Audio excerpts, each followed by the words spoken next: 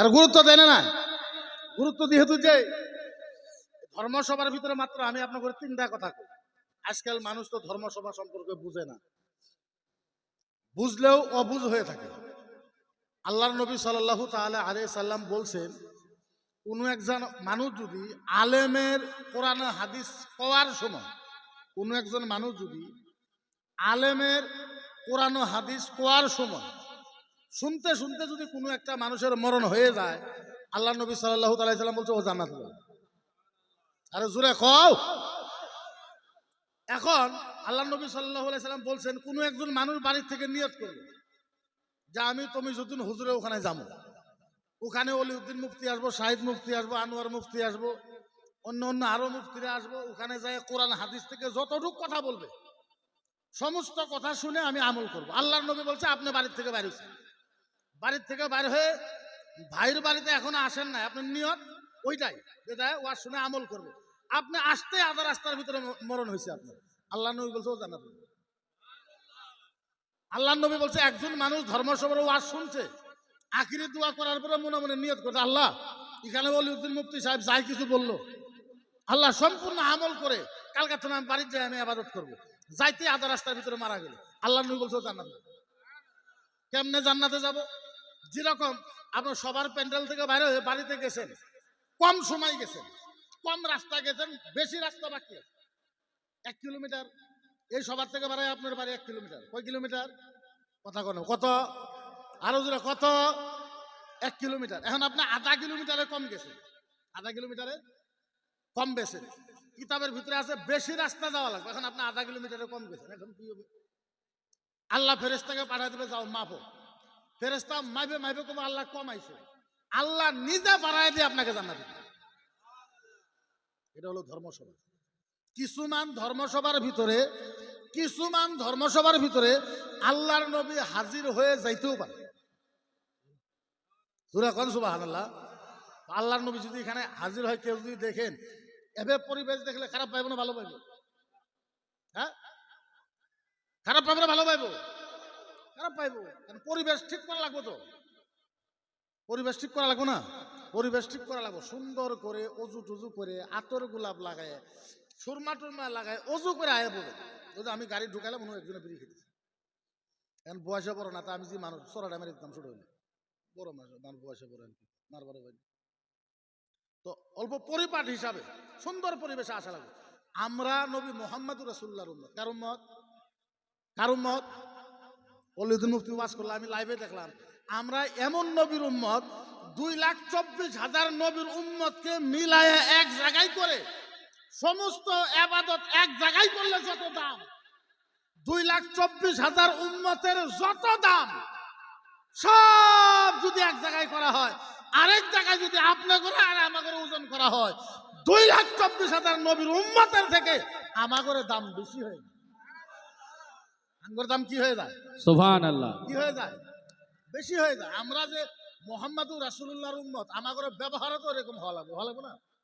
আমাদের চরিত্র এরকম হওয়া লাগবে, আখলাকও এরকম হওয়া লাগবে। আল্লাহু আকবার কবীরা। হযরতে আয়েশা সিদ্দিকা রাদিয়াল্লাহু তাআলা আনহা বলছে, ইয়া রাসূলুল্লাহ কানা খুলুকুল কুরআন। নবী গো, আমি আয়েশা আল্লাহর কসম খায় বললাম, ইয়া রাসূলুল্লাহ আপনার চরিত্র একেবারে কোরআনের মতো। আল্লাহর নবীর চরিত্র কি রকম? কি রকম? একেবারে কোরআনের মতো। আমাদের নবীর চরিত্র যদি কোরআনের মতন হয়, আমাদের নবী কিয়ামতের দিন ফখর মেহসুস করবে। কি মেহসুস করবে? ফখর মেহসুস করবে যে এরা এরা এরা এরা এরা এরা এরা এরা এরা এরা এরা এরা আমার উম্মত। এখন নবী যদি ফখর মেহসুস করে, আল্লাহর নবী বলছেন কিয়ামতের ময়দানে আমি নবী যে সাজদায় পড়বো, আমি নবী ততক্ষণ পর্যন্ত রাজি হব না যতক্ষণ পর্যন্ত আমার একটা কামলা উম্মত পর্যন্ত জান্নাতে যাওয়া বাকি থাকে। আমাদের নবী যদি এত কিছু করে আমরা একটু পরিবর্তন হওয়ার দরকার আছে না নাই? কথা বলে দরকার আছে না নাই? আমাদের নবী যেহেতু চরিত্র কোরআনের মতন, আমরা যেহেতু অলি আল্লাহর দরবারে এই জায়গার ভিতরে আসছি, গতিকে আমরাও একটু ডিসিপ্লিন হওয়াটা বাধ্যতামূলক। সারা আসামের ভিতরে বা সারা ভারতের ভিতরে একটা চর্চা হয় যে নবী মুহাম্মদুর রাসূলুল্লাহ সাল্লাল্লাহু আলাইহি সাল্লাম জোর জবরদস্তি ইসলাম ফেলাইছে। কি জবরদস্তি? কথা বলেন, কি জবরদস্তি? আরো জোরে বলেন, কি জবরদস্তি? জোর জবরদস্তি। আল্লাহর কসম, আল্লাহর নবী সাল্লাল্লাহু তাআলা আলাইহি সাল্লাম জোর জবরদস্তি ইসলাম ফেলায় নাই। আল্লাহর নবী নিজের ব্যবহার দিয়ে ইসলাম প্রচার। কি দিয়ে ইসলাম প্রচার করছে? ব্যবহার। নবীর কাছে কিচ্ছু আছিল না, না দৌলত ছিল, না টাকা পয়সা ছিল, না ঘোড়া ছিল, না উট ছিল, না দুম্বা ছিল, না পাহাড় পর্বত ছিল, না শূন্য দানা ছিল। নবীর কাছে কিচ্ছু ছিল না, কিচ্ছু ছিল না আল্লাহর নবীর কাছে। আপনি মনে করবেন, আপনি যদি একটা এমপির কাছে যান, কামলা বেচা মানুষ হয়ে, কামলার কথা এমপি কোনোদিন শুনবো? কথা কোনো শুনবো? হযরতে উমর রাদিয়াল্লাহু তাআলা আনহু বিরাট বড় সেনা ছিল। এরকম বড় সেনা মক্কা মদিনা থর থর থর থর করে কাঁপতো। উমরের নাম শুনে থর থর থর থর করে কাঁপতো। আর ওই টাইমত আল্লাহর নবীর কিচ্ছু নাই, টাকা পয়সা দৌলত ধন সম্পত্তি কিচ্ছু নাই। তথাপিও হযরতে উমর রাদিয়াল্লাহু তাআলা আনহু আল্লাহর নবীর ব্যবহার দেখে, চরিত্র দেখে, ক্যারেক্টার দেখে আল্লাহর নবী মারতে গেছিলেন। মারতে যায় কলমা পড়ে মুসলমান। তাহলে আপনি চিন্তা করুন আমার নবীর ব্যবহার কি ছিল, আখলাক কি ছিল। বড় বড় বাদশাহ, বড় বড় বাদশাহ, আল্লাহু আকবার। আমার নবী যেই দিন জন্ম হয়েছে, যেই দিন আল্লাহর নবী সাল্লাল্লাহু তাআলা আলাইহি সাল্লাম, আমরা এমন নবী পাইছি যেদিন নবী আমার জন্ম হয়েছে, হযরত আমেনা বলে নবী আমার পেটে জন্ম যখন হবে তার একটু আগে আমি দেখতে পারলাম যে আমার ঘরের চালটা একবারে দরজার মতন খুলে গেছে। হযরত আমেনা বলে এটা বড় কথা না, অল্প পরে আমি চায়ে দেখি আমার দরজা তো খোলা, উপরে চাল তো খুলে গেছে, চায়ে দেখি প্রথম আসমানের দরজা খোলা গেছে। আমিনা বলি এটা কিচ্ছুই না, আমি আমার ঘরের থেকে 2 নম্বর আসমান দেখতে পারলাম।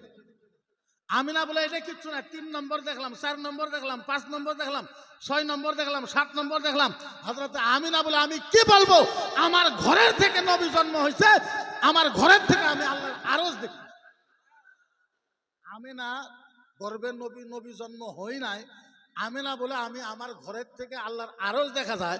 ইমাম গাজ্জালি আর ইমামে মালিক বলেছে নবী মুহাম্মদুর রাসূলুল্লাহর উম্মত যদি নবীর ওই চরিত্রকে ফলো করে সারা কুল কায়নাত উম্মত দেখবে।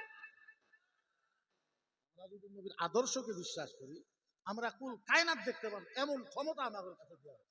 কি ক্ষমতা? সবচেয়ে বড় নবীর মুআজিজার ভিতরে সবচেয়ে বড় মুআজিজা হলো কোরআন। সবচেয়ে বড় মুআজিজা কি? কোরআন। আমার নবীকে কোরআন দিয়েছে, হেফাজতের দায়িত্ব আল্লাহ নিয়েছে। কি কোরআন? এই কোরআনকে বলা হয়েছে সূরাতুল কানজ। সূরাতুল কানজ আলহামদুলিল্লাহ সূরাকে বলা হয়েছে। তার মানে তার অর্থ হয়েছে সারা দুনিয়ার পৃথিবীর মেন খনি হয়েছে আলহামদুলিল্লাহ। সারা পৃথিবীর বৈজ্ঞানিকের মেন খনি হয়েছে আলহামদুলিল্লাহ, দেখে সূরাতুল কানজ বলে। তো আমাদের পাওয়ার যথেষ্ট আছে, আমরা পাওয়ার খাটাই না। নাইলে আবার আজকে আসামের ভিতরে, ভারতের ভিতরে মানুষ এইটা কইতে পারে যে মুসলমান মুক্ত করে দেব, ইসলাম মুক্ত করে দেব, কোরআন মুক্ত করে দেব। কারো বাপের হিম্মত আছে যে মুসলমানের একটা পশম লড়াইতে পারবে? কারণ আমরা আগেও ইসলাম তলোয়ার দিয়ে প্রচার করি না, এখনো ইসলাম তলোয়ার দিয়ে প্রচার করা হয় না। ইসলাম তলোয়ার দিয়ে প্রচার করা হয় নাকি? প্রত্যেক দিন, দিন বাদ দেন, প্রত্যেক ঘন্টা 370 জন মানুষ বর্তমানে কলমা পড়ে মুসলমান। 370 জন মানুষ প্রত্যেক ঘন্টাতে সারা ওয়ার্ল্ডের ভিতরে কলমা পড়ে মুসলমান হইতেছে। আমাদের যে অবস্থা, সারাদিন পলায় থাকা লাগে পুলিশের যন্ত্রণায়। আচ্ছা আমরা কারোর তলোয়ার দিয়ে কখন তুমি ইসলাম কবুল করো না, তোর গলা কেটে দিবি কহারি? কথা কয় না কহারি? কারো সাইকেল যদি বাজে পড়ে, কারো অন্য মানুষের সাইকেল যদি বাজে পড়ে, দূর যদি ওর হয়, তাও যে আল্লাহ মাফ ভুল হয়েছে মাফ করবে। ওর যদি কাজে কোন জেলত যাবেন আপনি, পুলিশের অন্য যাওয়া মানে ই জেলত যাওয়া, ওরা যাইবই না। আমাদের যে অবস্থা, পরিবেশ, সরকার দিকে যা আমরা ডরাই। হেমন্ত বিশ্ব শর্মা কইছিল এবার সরকার হওয়ার আগে যে আমাকে ভোট দাও, আমি মিয়া মুসলমান দেখা আছে। আমি স্যারের কই, স্যার আপনি তো দেখাছেন, আর কত দেখাবেন, আমরা তো চুঙ্গা তুলে গেছি। চুঙ্গা তুলি নাই? কথা কয় না, চুঙ্গা তুলি নাই। যখন কয় ঘর ভাঙবো ভাঙে, যখন কয় মসজিদ ভাঙবো ভাঙে, যখন কয় মাদ্রাসা ভাঙবো ভাঙে, যখন যা কয় তাই তো করে। কথা কয় না, করে না? হ্যাঁ, মুসলমানের সন্তান বেশি করে 2টার উপর জন্ম দেওয়া হবে না, কারণ বানায় ফেলাইলো। 4টে বিয়ে করা শরীয়তে যাই যাচ্ছে, এখন একটা বিয়ে করলো, একটা বিয়ে করছে, কেউ ঘুরে আবার বেছে। কথা কয় না, কেউ ঘুরাবার পাইছে? কারো বাবের হিম্মত আছে ঘুরাবার? কেউ ঘুরাবার পারে না। এখন আমার প্রশ্ন হলো একটা সরকারের কাছে, অন্য কিচ্ছু না।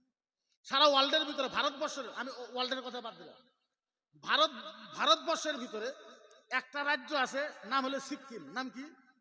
কথা কয় না।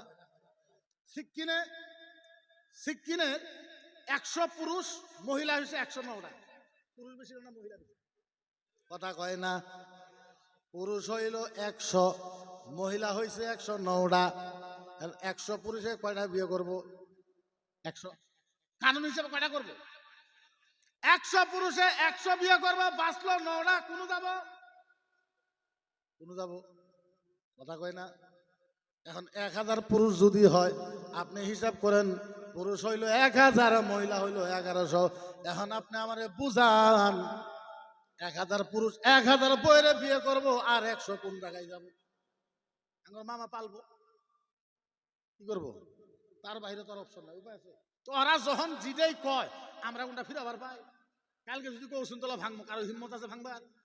এত চাপত আছি আমরা, এত চাপত আছি, তারপরেও কয় ইসলাম তলোয়ার দিয়ে ফেলা, ইসলাম জোর জবরদস্তি। চিন্তা করেন, এখনো তো ডেলি 360টা করে মুসলমানের কোলে তলোয়ার দিয়ে ফেলা। আরে আমরা সুঙ্গা ঢুলে গেছি গে, কারোর একটা কথা কওয়ার হিম্মত নাই আমা করে, কারো একটা কথা কওয়ার দম নাই, অধিকার নাই আমা করে। টকশোর ভিতরে আমরা ডরায় ডরায় যাই, বাজারের ভিতরে আমরা ডরায় ডরায় যাই, মার্কেটের ভিতরে আমরা ডরায় ডরায় যাই, দোকানে আমরা ডরায় ডরায় যাই, থানার ভিতরে আমরা ডরায় ডরায় যাই, তারপরেও কয় যে ইসলাম জোর জবরদস্তি ফেলে। আপনি বুঝেন? ডেলি 170 জন, 160 জন করে মুসলমান হয়েছে। কেমনে হয় মুসলমান? কেমনে হয়? ও ভাইরা, আমি বুঝাইতে পারি না, যারা কয় ইসলাম জোর জবরদস্তি ফেলায়, আল্লাহর জাতের কসম, ইসলাম আগেও জোর জবরদস্তি ফেলায় নাই, এখনো ফেলাবে না, কিয়ামত পর্যন্ত ফেলাবে না। তার কারণ হয়েছে, মুহাম্মাদুর রাসূলুল্লাহ বলেছে, জোর জবরদস্তি ইসলাম প্রচার করা হারাম। জোর জবরদস্তি করে ইসলাম প্রচার করা, ওই যে এরা তলোয়ার নিয়ে দম দেয়, হ্যাঁ ইসলাম প্রচার করে। চিন্তা করেন আমরা কোন মুসলমান? আল্লাহর নবী মাসলা আছে, আপনি যে কুলি করবেন, আপনি যে ওযু করেন, হাত ধন না নাই? কথা কয় না। নাকে পানি দেন না নাই? মুখে গড়গড়া করেন না নাই?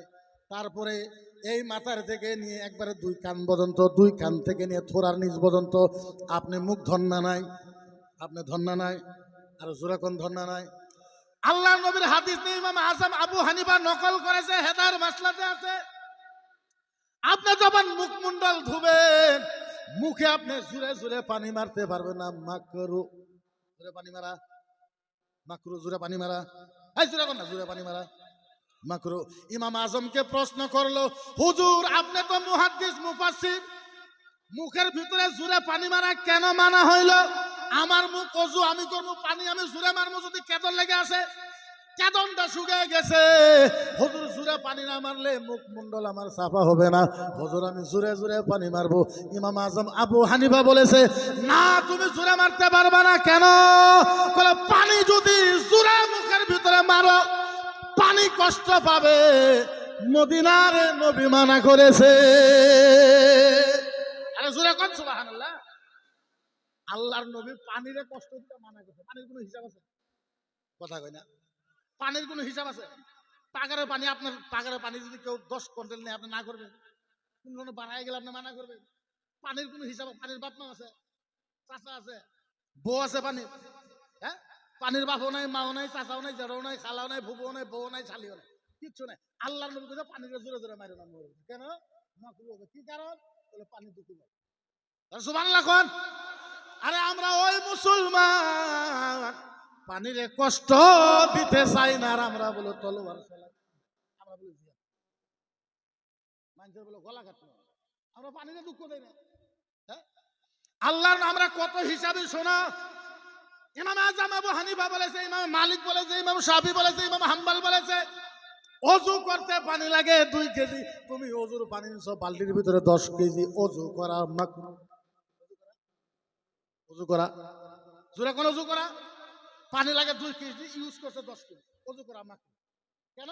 তুমি পানি বেশি খরচ করলা, পানি তুমি বেশি ইস্তেমাল করলা, পানি তুমি বেশি ব্যবহার করলা। হ্যাঁ, আমরা ঘরে নবী, আমার ঘরে ইমামেরা পানি কম করে খরচ করবার কইছে, যে পানি কম করে খরচ করো, হিসাব করে খরচ করো। আমরা পানি কম করে খরচ করি, আমরা বলে মানুষের গলা কাটা, আমরা বলে মানুষের রক্ত বাড়াবো। মিশা কথা, মিশা কথা, মিশা কথা, মিশা কথা, মিশা কথা যতই অপবাদ দেয়। আচ্ছা বলেন, সবেরই মালিক একজন আছে না নাই?